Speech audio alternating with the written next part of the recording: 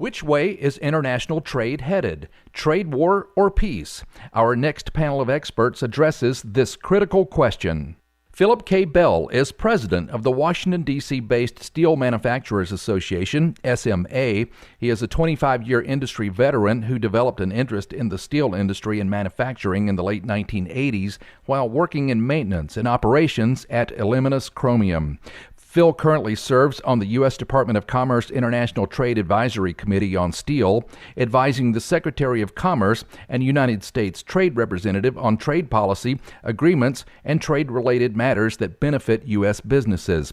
He is a member of the National Association of Manufacturing, Council of Manufacturing Associations, and the Association of Iron and Steel Technology. Alan Price is a partner at Wiley Ryan LLP and chair of the firm's international trade practice, which was recently recognized by Law 360 as Practice Group of the Year for the 9th consecutive year. Alan represents clients in high-profile, complex international trade regulatory matters, including trade litigation involving public and government relations issues. He also heads the firm's anti-dumping and countervailing duty practices and counsels clients on bilateral and multilateral agreements, trade legislation, customs regulation, national security matters, escape clause investigations, and World Trade Organization dispute resolution. Alan represents domestic producers of steel, aluminum, raw materials, and other industries in trade remedies cases. Donald Bly is a partner at Applied Value and leads the firm's global sourcing, supply chain, and raw material practices. He is a board member on several of Applied Value's portfolio companies, and he is the chief editor of Applied Value's quarterly steel industry report. Donald has worked extensively with steel-consuming manufacturers on issues related to sourcing and supply chain strategy and execution.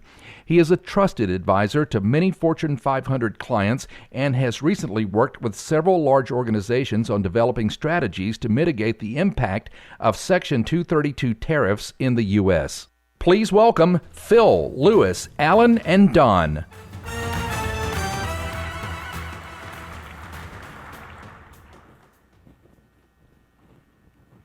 Well, good morning, and on behalf of the Steel Manufacturers Association, I'd like to thank Steel Market Update, CRU, you, our attendees, and John Packard for the opportunity to share ideas with you today about trade.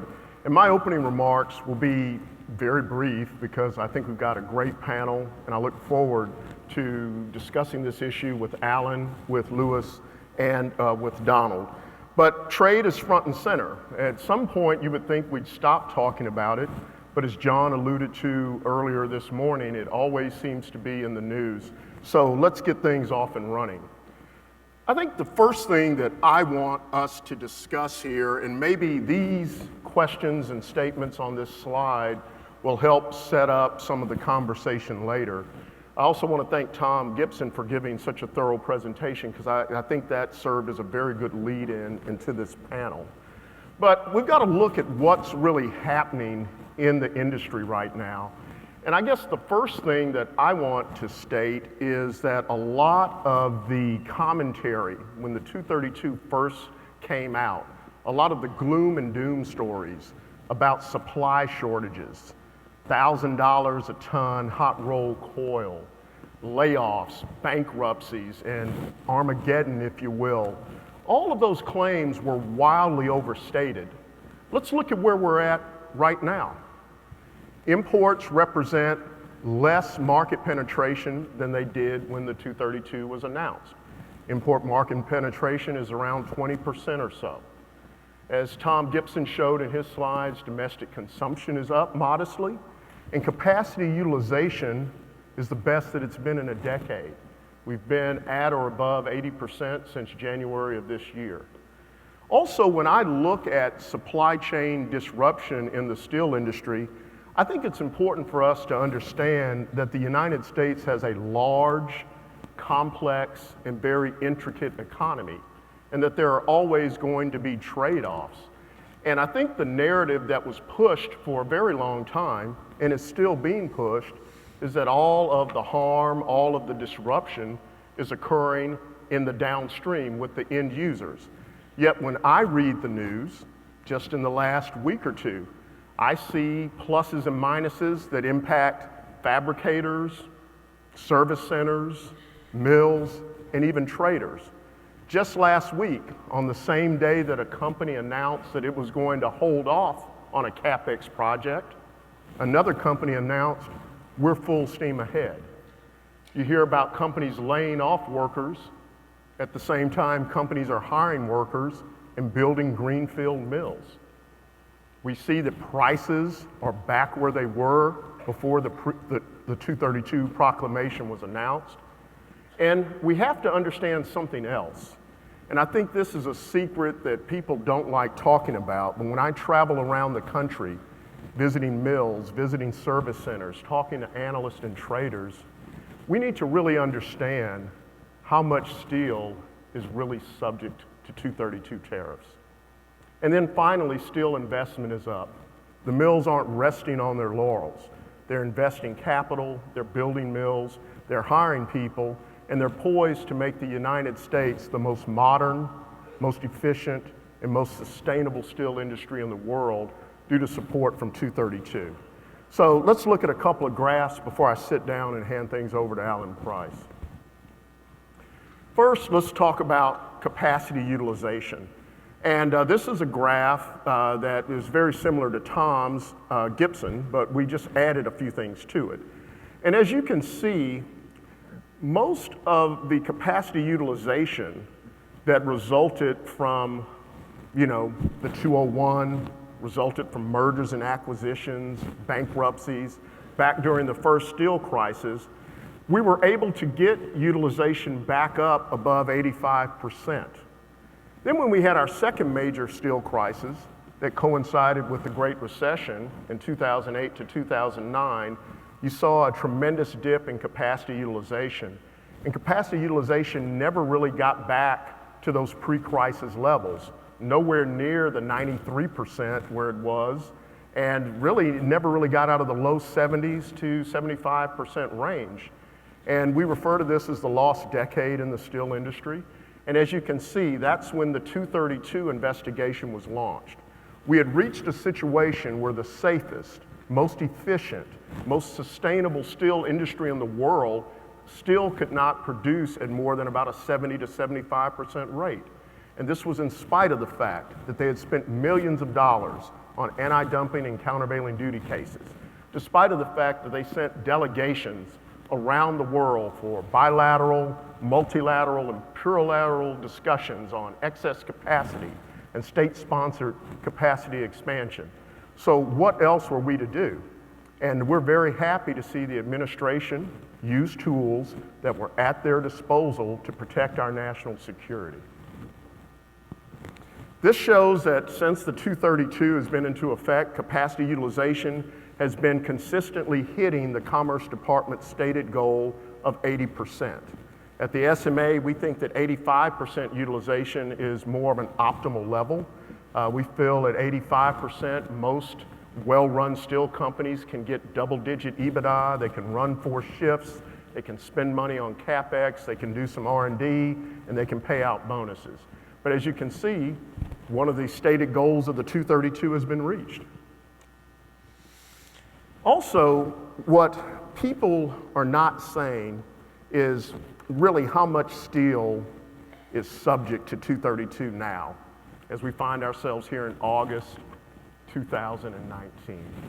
And they kind of whisper when you talk to traders, when you talk to people that buy steel. But what we decided to do was to work with our friends at Riley Wine and do kind of a look-see or an analysis. We had a hypothesis about this. And if you look at this, you can see that when you look at the amount of steel that comes from quota countries like Argentina, South Korea, Brazil, when you look at the amount of steel that comes from companies that are no longer subject to quotas or tariffs, like like Mexico and Canada and Australia, all these countries sell steel to the US. And then when you look at the amount of steel that is excluded because of the exclusion and exemption process, we estimate that probably less than 20% of steel that's being imported into the United States right now is actually even subject to 232 tariffs. So let me step back a bit. Prices are down. We're at capacity utilization rates of 80%, which was a stated goal. Not as many bankruptcies or layoffs or as disruptions as we thought. And again, that affects the whole supply chain. I see mills laying off people as well as downstream folks. We see a situation where companies are investing and not only bringing people back to work, but really modernizing their mills and building new ones. So I'd like to pose the question to our panelists, particularly you, Louis. What's the darn problem? So let's look at one more thing. There's about 12 million tons of new EAF capacity that's about to come on board. And okay, I just got through talking about that pie chart there. I'm looking at my middle screen and I apologize. So let's go to this slide. There's about 12 million tons of new EAF capacity coming on board. And what does that mean? You'll have folks that think that this new capacity is going to continue to depress pricing, but yet pricing forecasts see steel prices gradually rising up going through the end of this year. You'll think that it'll cause more disruption. But my theory on this is quite the other way. When you have people that only want to talk about the disruption or the Armageddon that's going to occur because these iconic American companies are investing in mills, that's like a preacher that only wants to preach to his congregation about going to hell and not talking about redemption and going to heaven.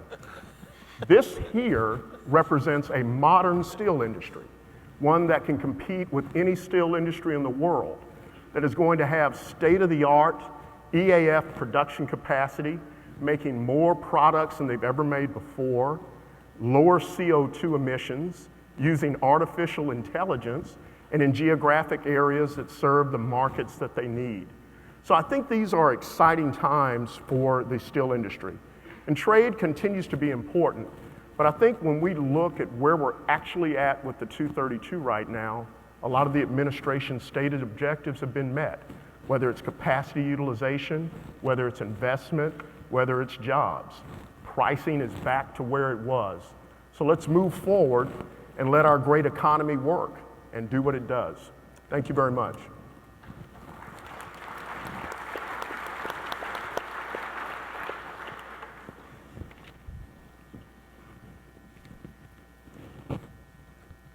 Thank you, Phil. I'm Alan Price. I'm a partner at Wiley Ryan. I represent a majority of the electric furnace steel producing capacity in the United States in trade activities. I want to thank Steel Market Update for this speaking opportunity. I've worked over the years with a number of the folks in this industry. We represent a lot of consuming industries too, such as the steel fabricators and the wind tower producers and their trade activities. We also represent a number of aluminum producers in the United States too. So I managed to look across materials, which is sometimes a challenge in this organization. Let's go to our first slide here. Other than my wonderful picture, and I'm going to hit a couple of quick things here. Exclusions. Of the exclusions considered already, roughly 75% have been approved, and 25% have been denied. Critics of the exclusion process will say only 49% have been approved, saying, and that takes into account that there's this constant new filings of exclusions, which the administration is now processing fairly quickly and not getting credit for. I'll come back to that 8,000 denied at a later point if someone wants to ask questions about it. Going to the next chart here. One of the things that has often been talked about is by critics of the tariffs is the number of objections and are there limitations in domestic capacity. Those critics actually have not brought up what I'll say is one of the biggest things that has clogged up the system and caused great problems out there, is that the importers have requested massive amounts of exclusions for things they will never consume. There's one company in the United States that requested 30 million tons of exclusions, and they have a 2 million ton capacity. There are a number of people who are requesting exclusions from amounts wildly outside of their actual consumption needs. And that has caused, obviously, objections, but it also shows the problems in the system right now that has clogged it up and caused a lot of issues for those who have legitimate exclusion needs out there. The exclusions filed today are equal to 5 years' worth of imports based upon any historic number. I wish the Mercatus Institute would actually focus on that issue. Talking about achieving your objectives, I think Phil hit this very well and Tom hit this very well earlier. From an administration perspective, I think they see this as hitting their objectives. Production is up, U.S. shipments are up, total shipments are up, imports are down, and consumption is modestly up. So there have been minimal, if any, actual demonstrable effects from the 232 itself. In fact, all of them largely appear to be on the benefit side and mostly a positive to the economy and definitely to the industry. There's no question that, there are a variety of issues out there, but GDP and employment continue to expand. Certainly there's uncertainty in the economy, but it's hard to lay that on the 232. Given a number of other actions that are occurring, as well as, frankly, the fact that we're a decade into an unprecedented decade into an economic expansion. So the 232 has been a positive. The best way I like to say this is, on the aluminum side of the world, you'll hear Mr. Coors constantly complain about the 232 inhibiting domestic consumption of aluminum. Turns out there's record aluminum can consumption in the United States. His problem is he has a beer product that people don't want, and the declining consumption is in glass. So that doesn't stop him from making all these claims and putting all these statements out there. The reality is very different than a lot of the stated PR that's out there. Now, some of the fundamental problems, as has been discussed extensively by Tom Gibson earlier, still remain. There is severe global overcapacity.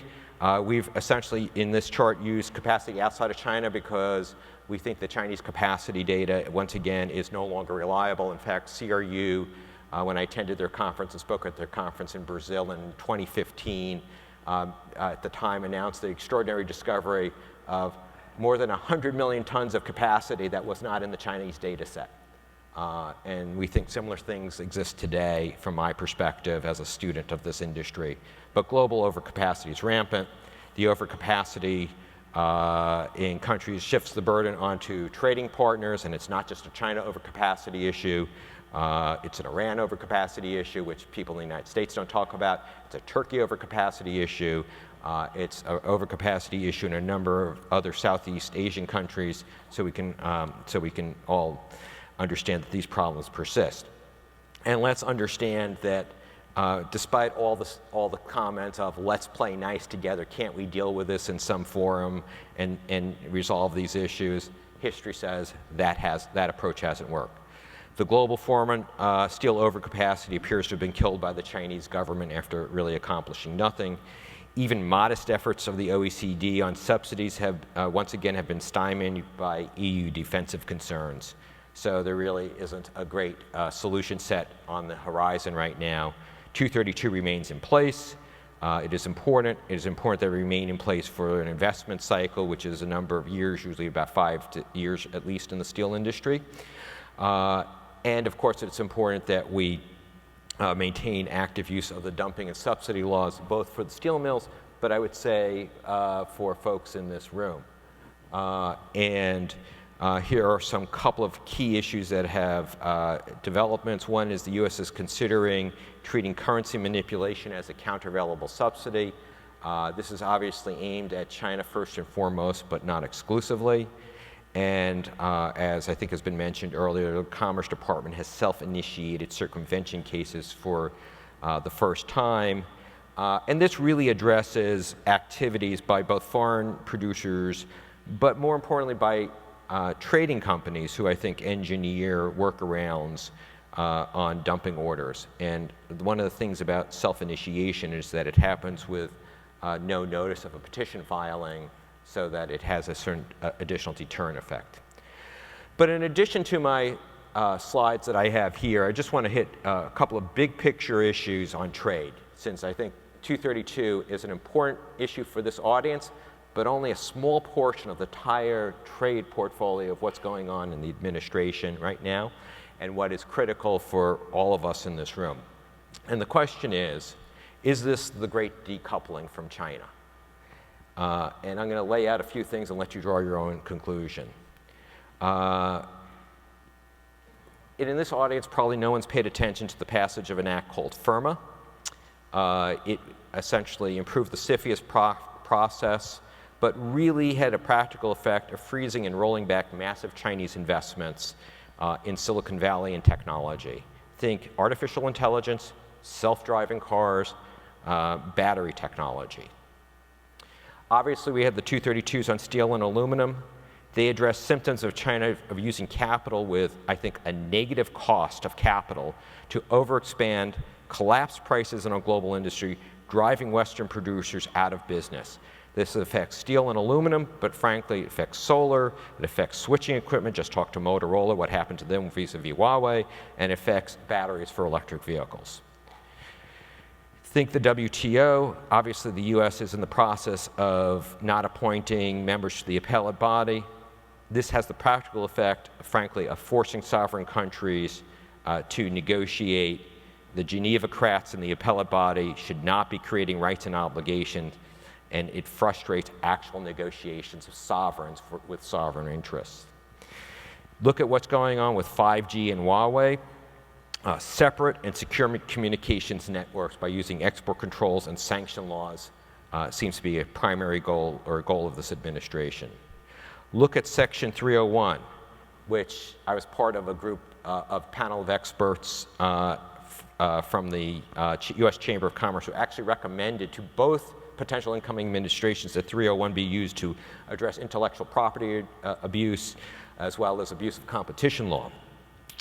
And it is basically being employed to force US supply chains out of China. And tariffs are what we talk about, but the practical effects is to start transferring supply chains. And finally, look at what the president hinted at on Friday evening. The use of IEEPA, which is something called the International Economic Emergency Powers Act, and whether or not it will be deployed is an open question. But you don't necessarily need tariffs to force transition. IEEPA gives the president huge authority to force companies to limit transactions with China. Whether or not it will be used is an open question. So I leave you with a question here and to think about, which is we're part of the steel industry. We have very discrete interests in our industry. But look at where the administration seems to be going, and we're part of that plan. And we're an important part of that plan, but only part. And they think they have very broad, or they may have very broad goals here. So happy to answer questions about that and turn it over to Louis.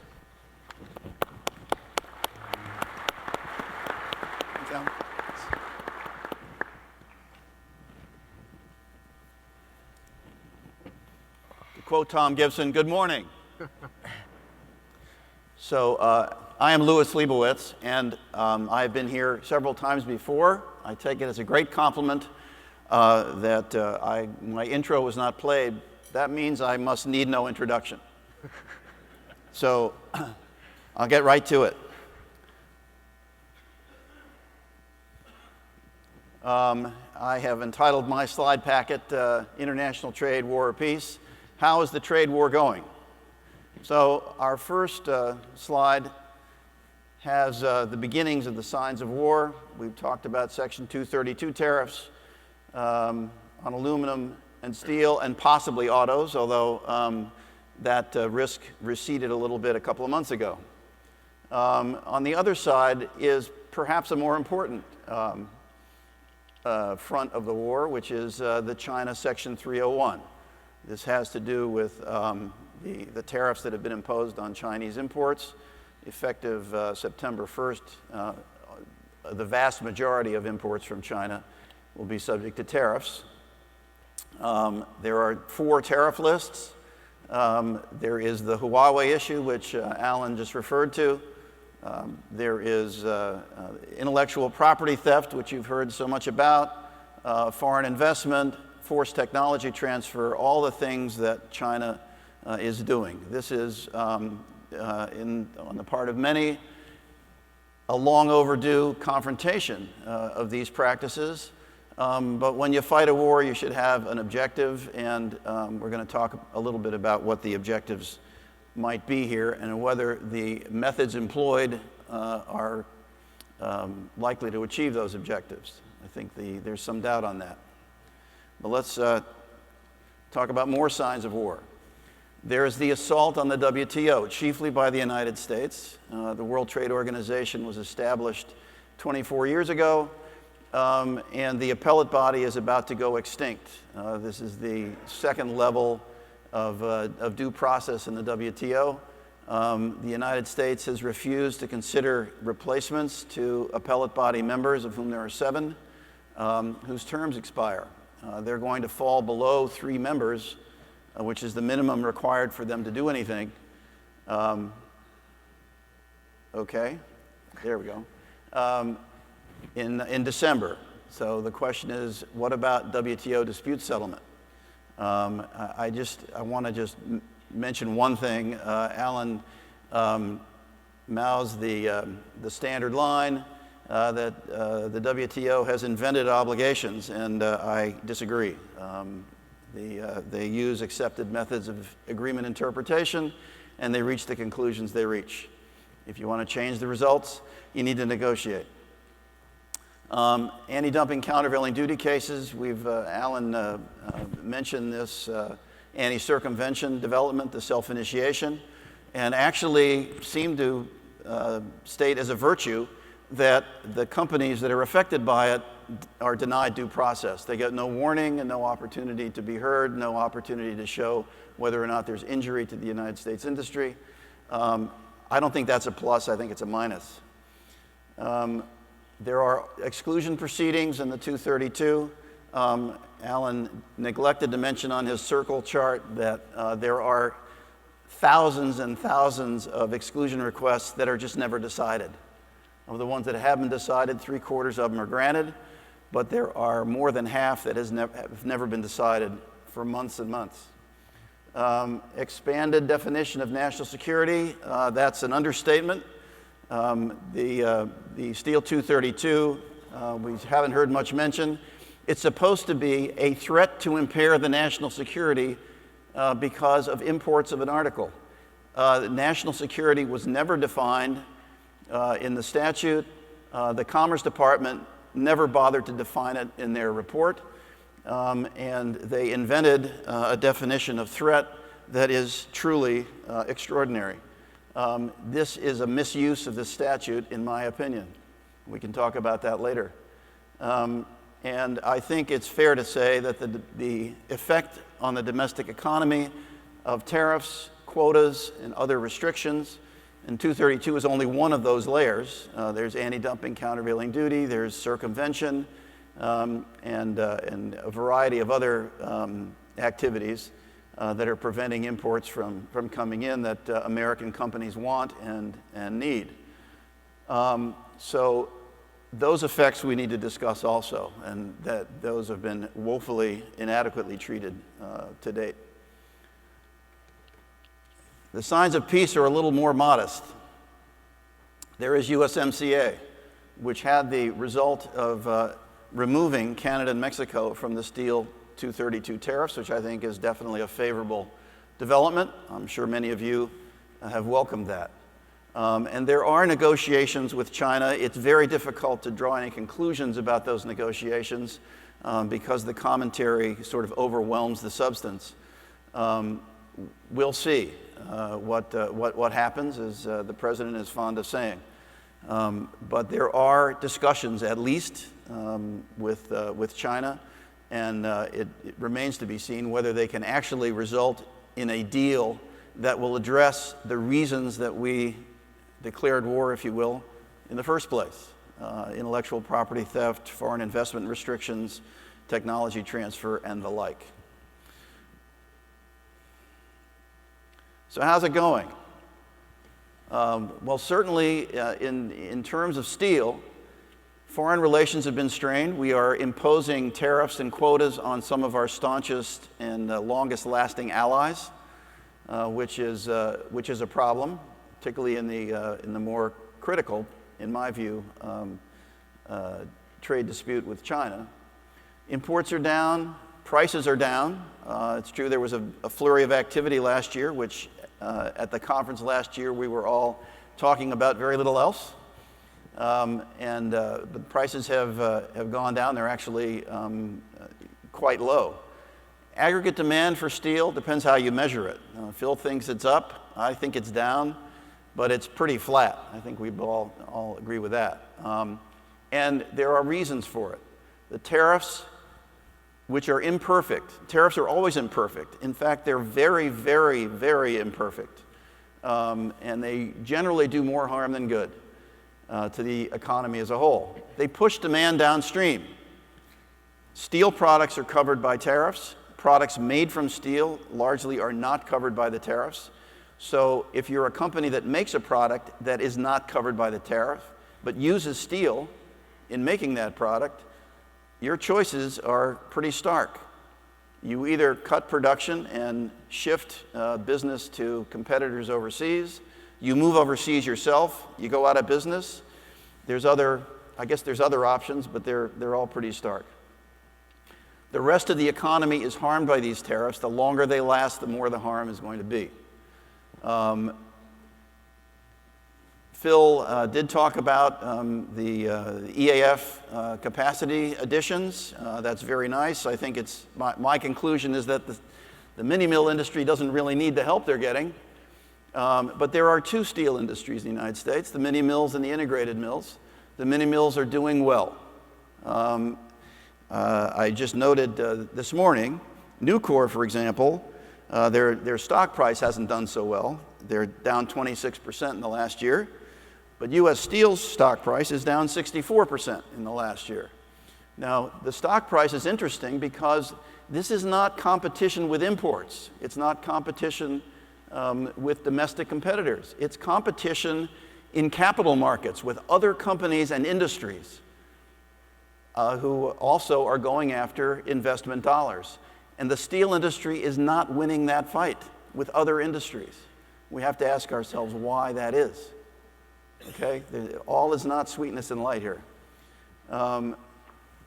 Steel employment is flat, maybe down a little bit. So if one of the objectives was to increase employment in the steel industry, which the president indicated, it's not working. National security is not enhanced by these tariffs. Wars are not fought with steel increasingly. Think of helmets, missiles, and armor-plated vehicles. Steel? Used to be, not anymore. Missiles don't have any steel in them. They replaced artillery pieces, which still do have steel in them. Helmets are made of Kevlar, which have one advantage over steel, in that they actually stop a bullet. So the national security angle is weak. It's much weaker than it was a generation ago. So the national security is not enhanced. In my view, this is my opinion. Okay, the trade war with China, how's that going? Well, echoes of 1914. We all thought the troops would be home by Christmas in the First World War. It's going to be a long struggle, and we're in a stage of stalemate right now. Are we accomplishing our goals through tariffs? It's difficult to see how they are affecting Chinese behavior. The Chinese economy, like the US, is very complicated, and there are power centers.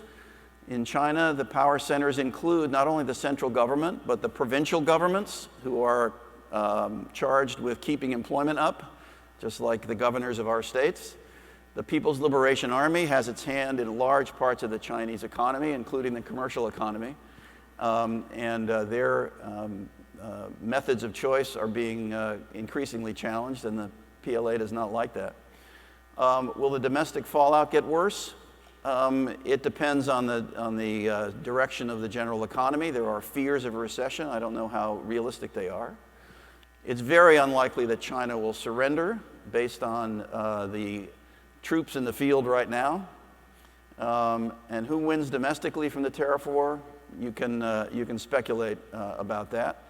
And who's paying the price? And we don't have to speculate too much about that. Most people are paying the price, and they're going to pay a higher price as cell phones and consumer electronics are covered by the tariffs later this year.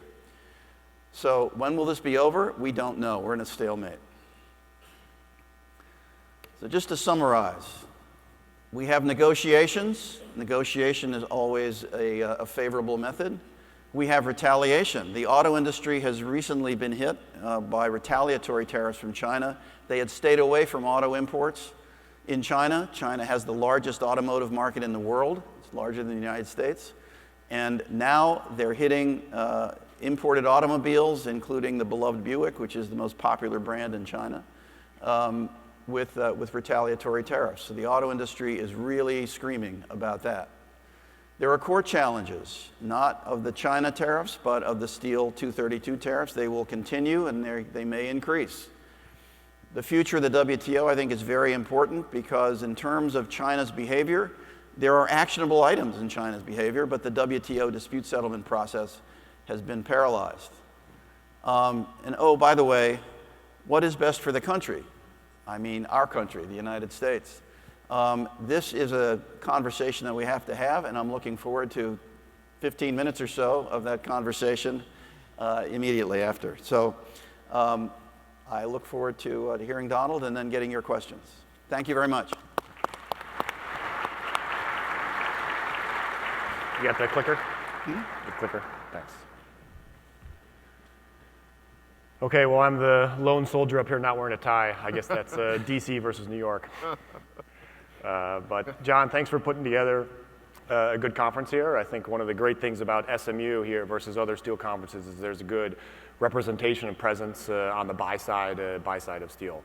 I lead up our steel and raw materials practice at Applied Value. We primarily work with end manufacturers, steel buyers, or steel end users. Let's jump into the pages here.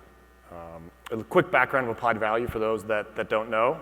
We're primarily a management consulting firm. We work with Fortune 500, Fortune 1000 type companies that are consuming anywhere between 10,000 to maybe 10 million metric tons of steel and other raw materials per year. We work with them on a variety of sourcing and supply chain related strategies, mostly founded in control and management of data, given that there is no good enterprise solution for managing the complexity of steel specifications, the multi-step value chain, pricing dynamics, et cetera. So when Section 232 was implemented last year, how does it really affect, what is the primary effect on manufacturers? And that's volatility in price. The chart here, each of the green bars is month-on-month change in US hot roll spot pricing. And then the orange or yellow line here is annualized volatility within each year. So if you look at the different blips on the radar here, the first big one back in 2004, that was primarily when China became a net exporter of steel. We all know about 2008, 2009, the rally and crash of that time.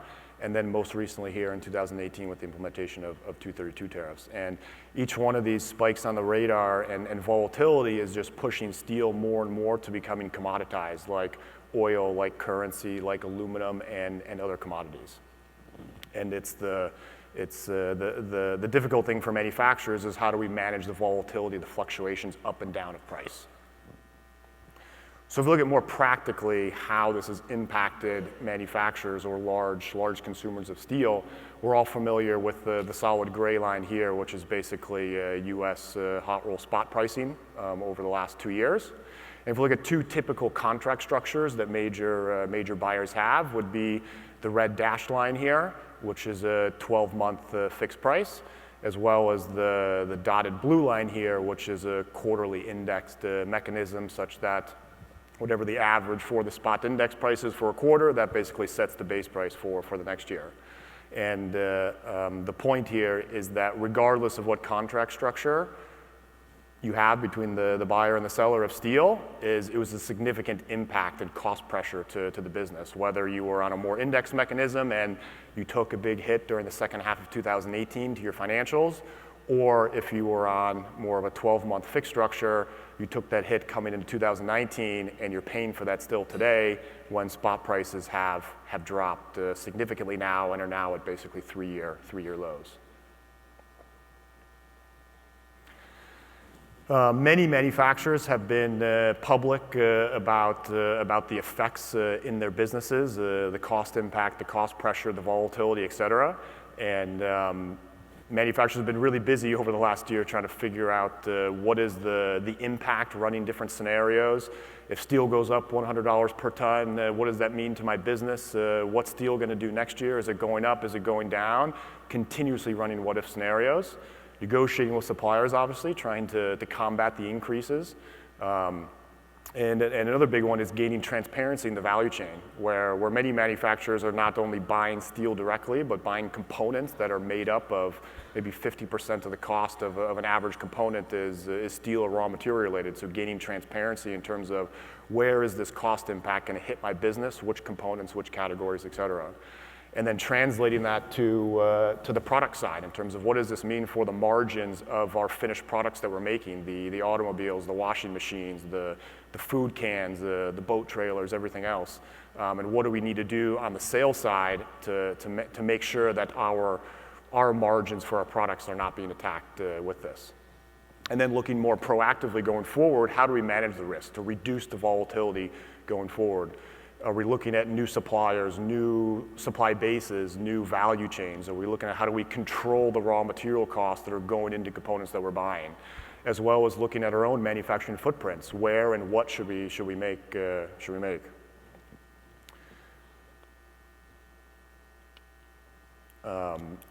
Many people probably saw announcements that were quite public about different organizations of things that they were changing their business because of Section 232 tariffs.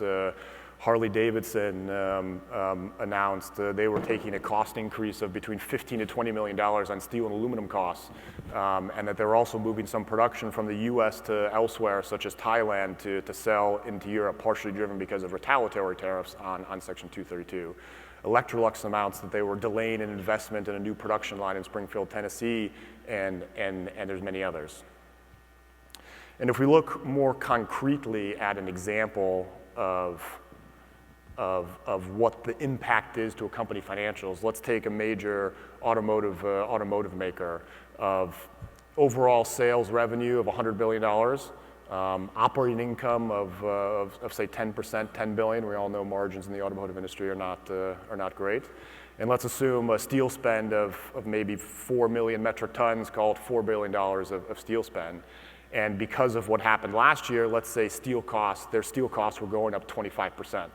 So that translates to an extra $1 billion of cost to the business, and that equates to roughly 10% reduction on their operating income without doing anything else.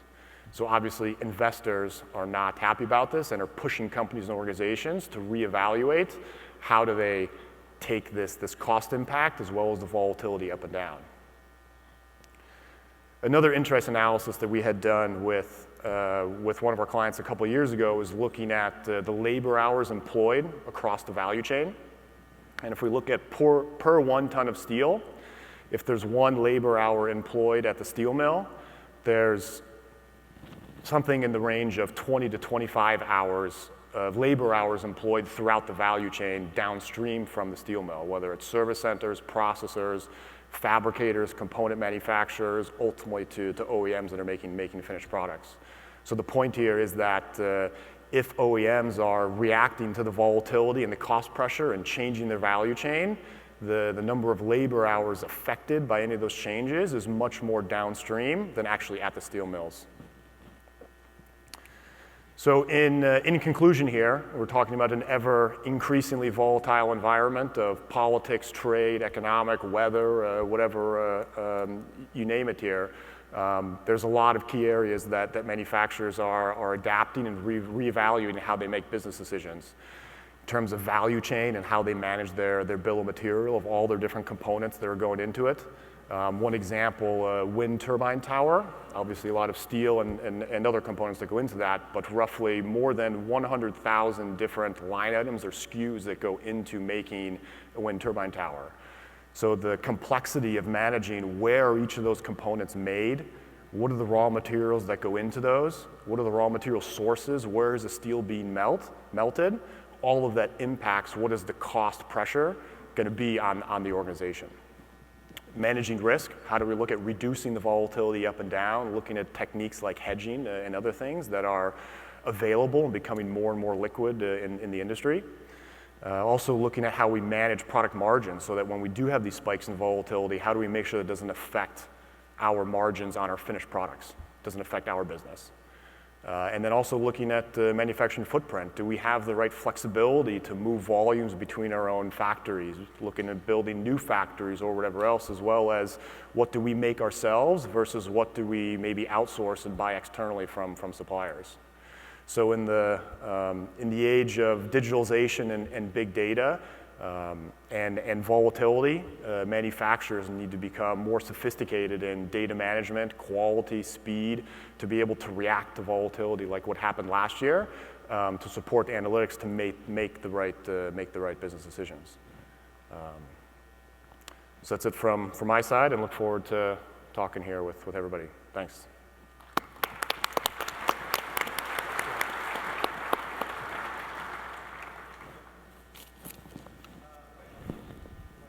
Crowd here. Oop, there we go. Anyone with a question?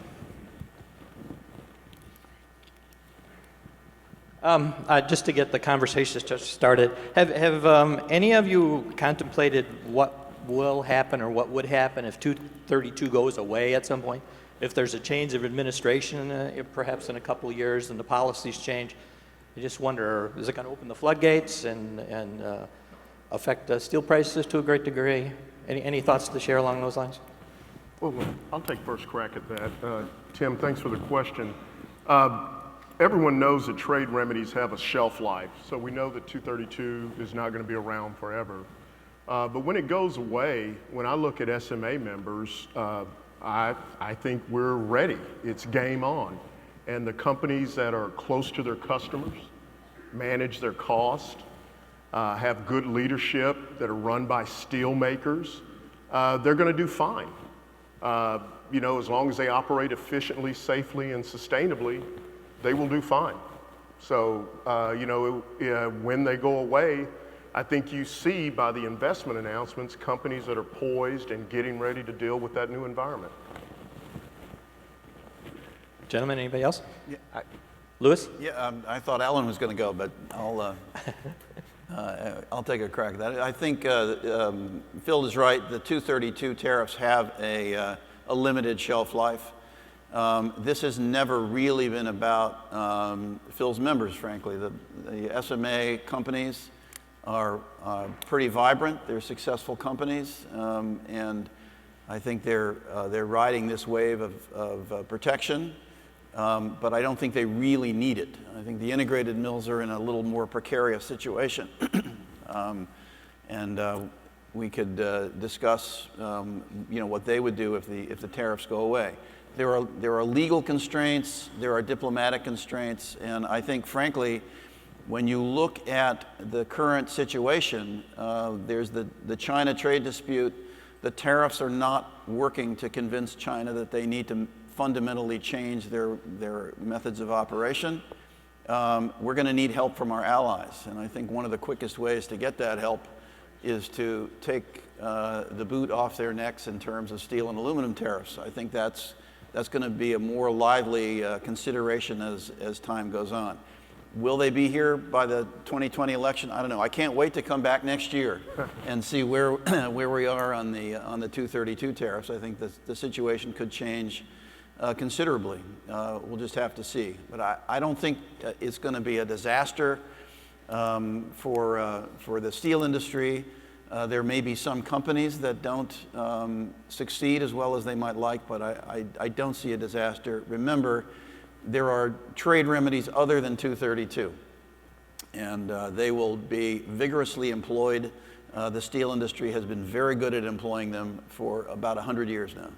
So that's the only thing I agree with Lewis about. So first of all, I think the AD/CVD laws will be obviously a core of what goes on and probably will continue to be employed and employed forcefully. Regarding the 232 staying in place and sort of Lewis's long-term attempts to divide the industry into two segments, which he's been arguing for about 20 odd years, I think, and everything he said. Have been odd years. You know, I would say that fundamentally, Lewis, if you actually look at the capital returns and the EBITDA returns of even the most efficient mini mills in the United States, by and large, with the exception of about 1 year in there, even the most efficient mills in the United States have actually not met what the standards that have been identified at the OECD for adequate EBITDA returns. So even the most efficient mills in the United States are not earning an adequate return on capital. And by and large, this massive uptick in investment you're seeing is a result of the 232, which needs to stay in place long enough for these capital investments to come online and to get sufficient returns to justify these things going forward. Listen, no one ever says that an industry should stay in place. There's obviously a need to continue to invest and modernize. The U.S. industry, unlike the Chinese industry, actually has to return cost of capital. We don't have the benefit of Chinese mill manufacturers, by and large, building mills and transferring mills offshore for nothing at this point, which is largely what's happening right now through a variety of state support. So not only is the Chinese industry affected, but the global industry is being built out in a similar way. We don't see induction furnaces magically being shut down in China and opening up in Vietnam for nothing right now.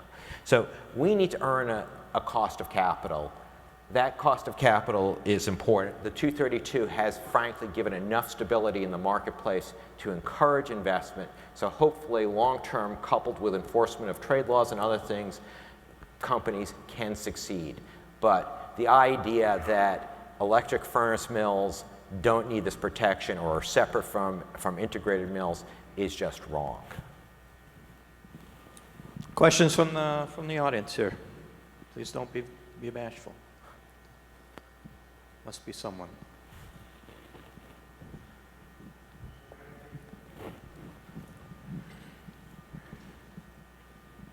Hi, thanks. Barry Zuckelman.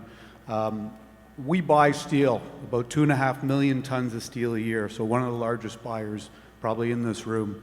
And I'd like to address your definition of national security, which I find rather perverse. When you equate it just to helmets or missiles, you're missing the point.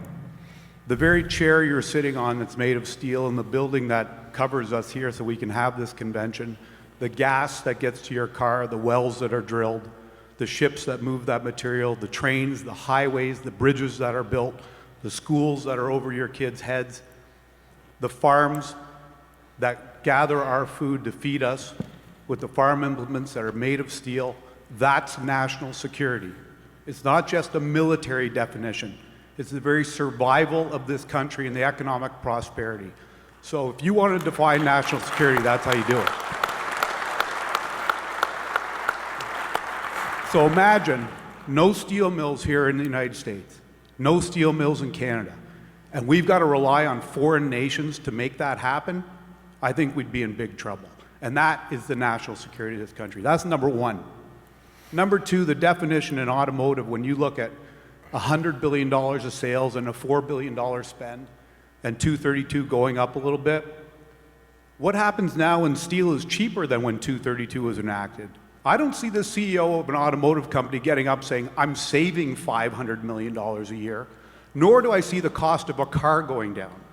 So be careful how you use that example and what really matters and how you do it, because you can pin it any way, but really the price of steel here going down and being more efficient and more cost effective, this is where you want to manufacture. And we make steel here cleanly and our products cleanly. So we're not exporting our pollution, we're not exporting our labor abuse, we're not exporting the abuse of workers in the environment, we're doing it here right. And that's what we're competing against. Well said.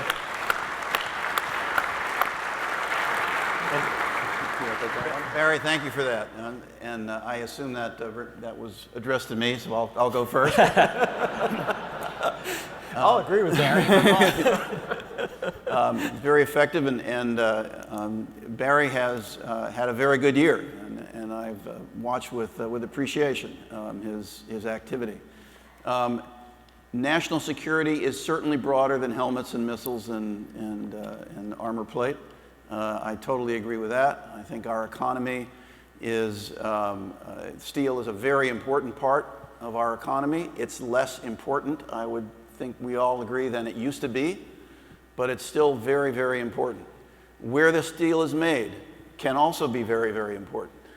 But I think the main thing that you mentioned is that steel is not a product that is used by consumers. It's used by people to make other things that are used by consumers, like buildings and farm equipment and so forth. And I think that as I've been involved in steel matters for over 40 years, in that time I've come to appreciate that the things made from steel are very vital to our economy and to our security, but that for that entire period of my career, the country needs imports. And the government is not a very good arbiter of how much import penetration the country needs. It's the market that should make those decisions. And I think that's really what, where you and I, if we disagree, that's where we disagree. How much and who should decide what products should be imported and what products should be restricted. I think the 232 tariffs are a very blunt instrument where they have hurt steel users much more than they should, and I think arguably much more than they've helped the steel industry. Every industry can make the same claims that Alan just made about return on capital and so forth, and they should. They should make those arguments. The question is, where should the government make an exception and step in to put their thumb on the scales of all those commercial decisions? And that's where I think we need to have a further conversation. So I'll further that conversation for 1 second, and I agree that there's a broad definition of national security that's appropriate here. Because I work across materials, I'm also a student of the aluminum industry, and frankly in World War II, because Alcoa refused to build out more aluminum smelting, the U.S. actually was delayed in entering the war, and it was pretty well documented. And there's a history of need for core productive capacities out there. And it's the rebar for the roads, it's the beams for the buildings, it's the sheets for the cars, because in a time of conflict, things ultimately don't work unless you have a reasonable and full supply chain. The shocking thing that's what's happened in the aluminum industry is the primary aluminum industry, which actually Lewis at one point represented, I think Alcoa in a dumping case many years ago, is that it had basically faded to almost the entire industry being announced to shutting down in the U.S. in late 2015, early 2016. And it had been an area where the industry had really not defended its interests over a core period of time, unlike the steel industry. And I think what you're seeing is two industries with parallel problems, but what shows up is without neglect to those core concerns of national security, you can be wiped out. And you cannot reestablish supply chains quickly. So it is critical in this industry to have productive capability. At the same time, have competitive capabilities, which is, I think, what the 232 is prompting, an investment in those capabilities so that it is more sustainable and can meet future needs as, frankly, the needs of you, the consumers, change, because the steel that was consumed 10 years ago, 20 years ago, even 5 years ago, is often not the products you're demanding today and you're going to be demanding going forward. So this is an essential activity and an essential action, an area that, fundamentally, I think Louis and I will disagree about. I think one point from a business standpoint is from an investor standpoint in business, you want stability of margins and growth in margins, obviously, but also stability. And when volatility like this happens, it kills that. And most of our major, our clients that are also major buyers, they're actually not importing very much, if at all. Probably 100% or 90+% is bought domestically. Yet they're taking the full brunt of not only cost pressure going up, but also the volatility of costs and having to manage that. Phil, anybody else? Have we exhausted that subject? Another question? We've got a number. Hello, yes, thank you very much for your speeches are very good. Things change, last year was the opposite, everybody was more pessimistic because of steel prices. What I'd like to ask you is, I think that we all agree that the problem that we have is a new global power coming with non-capitalistic models where they can subsidize the production of steel and take over the world supply. And that distorts the whole market. Nothing has happened in the past few years. You see the production still increasing in China. What does it take to change that situation? Section 232 may have benefited ones and others, but didn't resolve the issue. What do you suggest that should be taken to solve that problem? That's a tough question. So I'll take the first crack and let Louis disagree with me. For about 20 plus years, there's been this concept that, gee, if we all talk, somehow or other, we can solve this problem. And fundamentally, a lot of the international structures governing competition don't do it very well and really aren't very adapted to a communist society and a state-owned society. And if you want to understand that, just look at the pictures of Hong Kong right now, and people wearing face masks and having umbrellas to hide their faces because they're fearful that dissent will result in retaliation on a personal level in a way that you and I don't conceive of. We're worried about data tracking. Well, they're really worried about data tracking. And at this point, there isn't attempts to talk this, jawbone it, use the WTO, have frankly failed because the WTO rules don't really work. There have been attempts to rework the subsidy rules quietly. There's no consensus on doing it because, frankly, the Chinese can block it now. There are, and equally, frankly, the Chinese are very effective using their investment and financial tools to basically buy off countries, including countries that are pretty well known out there. So the problem is, how do you address this? And unfortunately, we all at some level would like painless answers. And I don't think there's a painless, simple answer. And I'm not sure there's a single answer to this. What I think I have laid out is that there seems to be a pattern at this point promoting what I'll call a decoupling of supply chains out there. And that's not a simple thing. And certainly for you in business every day, it's challenging.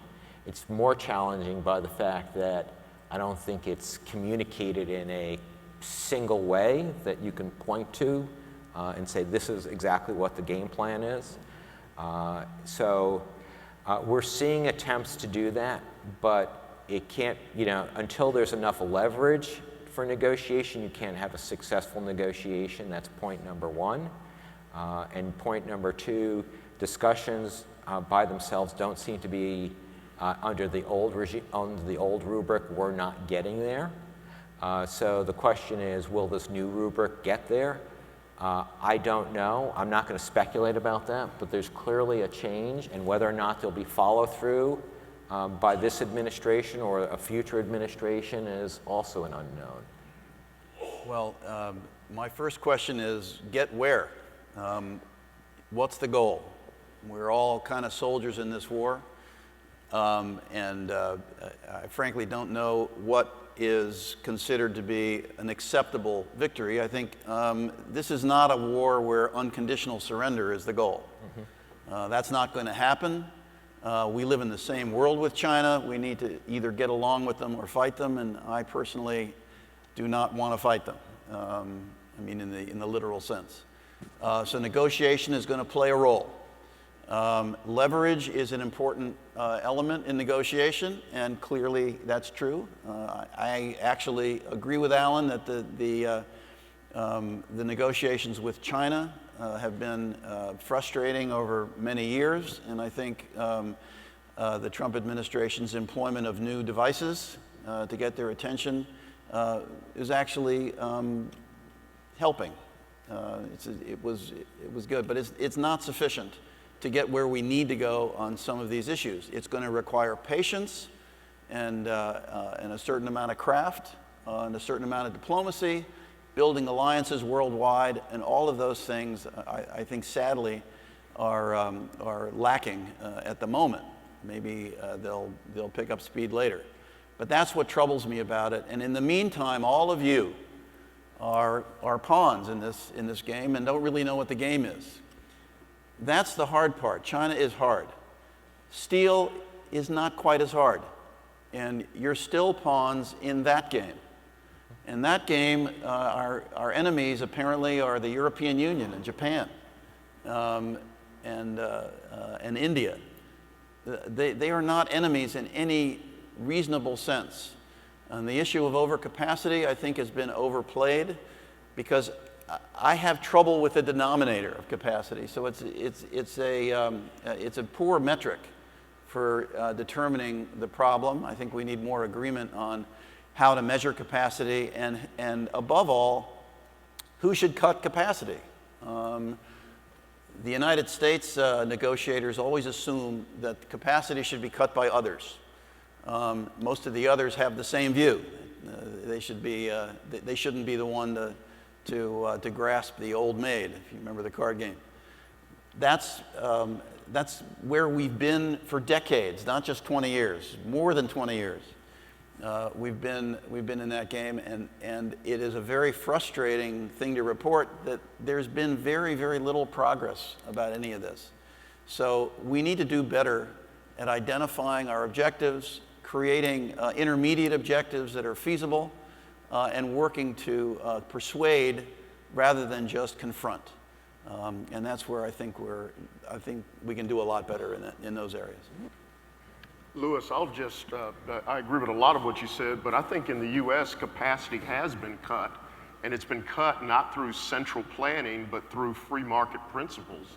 You look at the bankruptcies that occurred in the early 2000s, the M&A, in the U.S., you have to have a return on your investment. Mm-hmm. You have to borrow money at market rates.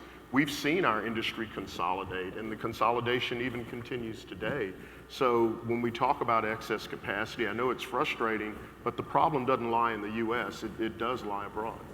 Yeah, it's just to put it in perspective, there's one steel company in China which had roughly the same production of Nucor. This data is about 4 years old now.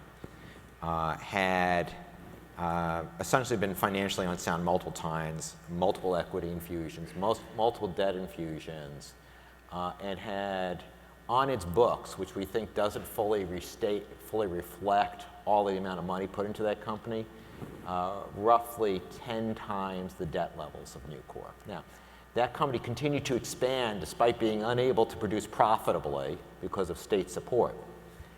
That ultimately is a huge problem, but and it's a huge problem in the steel industry, but it reflects itself throughout the Chinese-based economy. So you see it in the aluminum industry, You see it in solar, where they've basically wiped out the entire Western solar manufacturing capabilities. You see it going on right now in attempts to do it in electric vehicle battery technologies, where these are essentially the same plans that are being used over and over again. And essentially, the strategies used on old capital, what I'll call it traditional capital markets or traditional industrial markets, are being used on new industrial markets.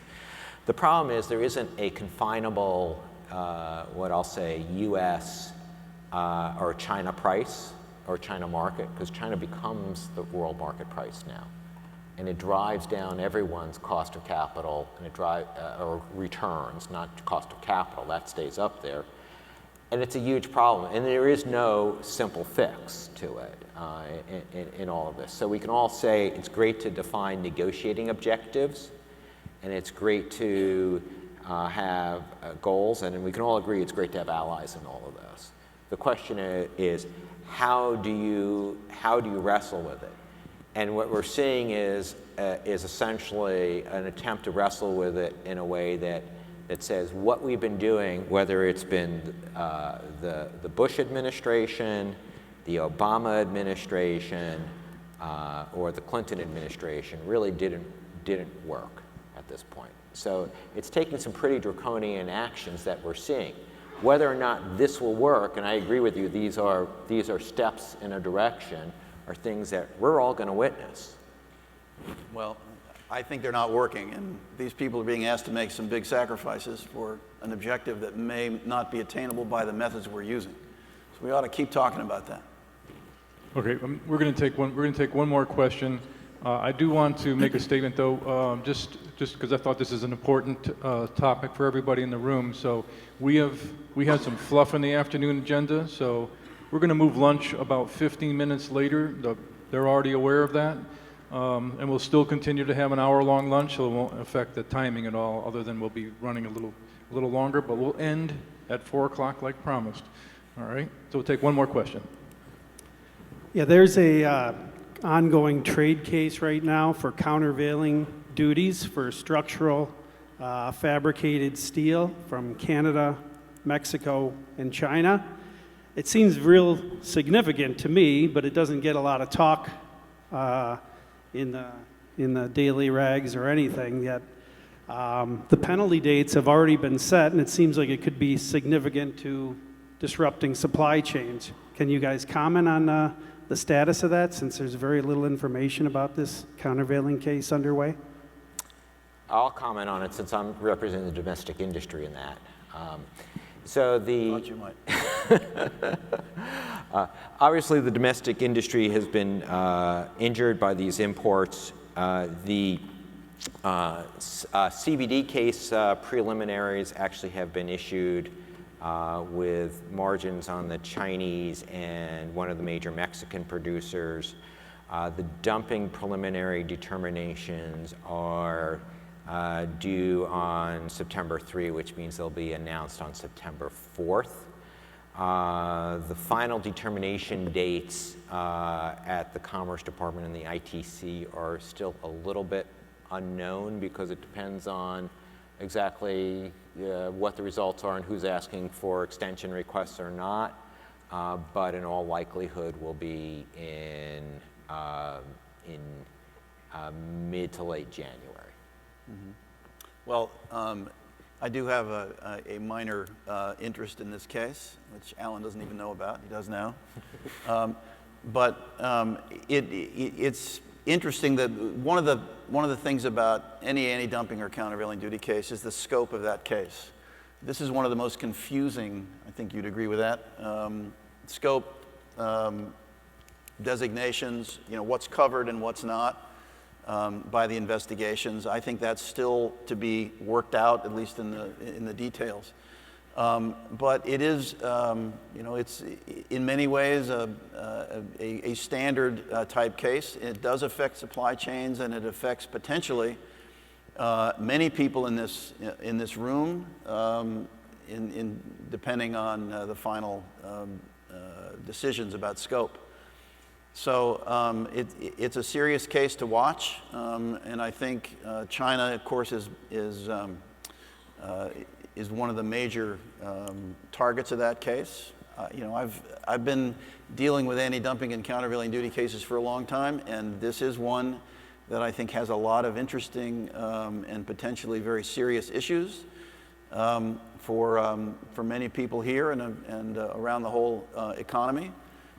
But we'll see. I mean, I think the dumping margins are going to be a lot more important to Canada, for example, than the countervailing duty margins. So we'll see what those are.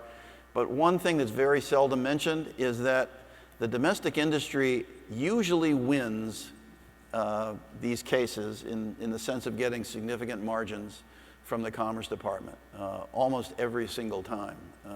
That's not to say that the margins are necessarily accurate, because I complain about that a lot, but there will be, I think, trade affecting margins, especially on the dumping side. All right. I think with that, we'll thank the panel, and we'll go on to our next speaker. So thank you very much. You guys have it too easy.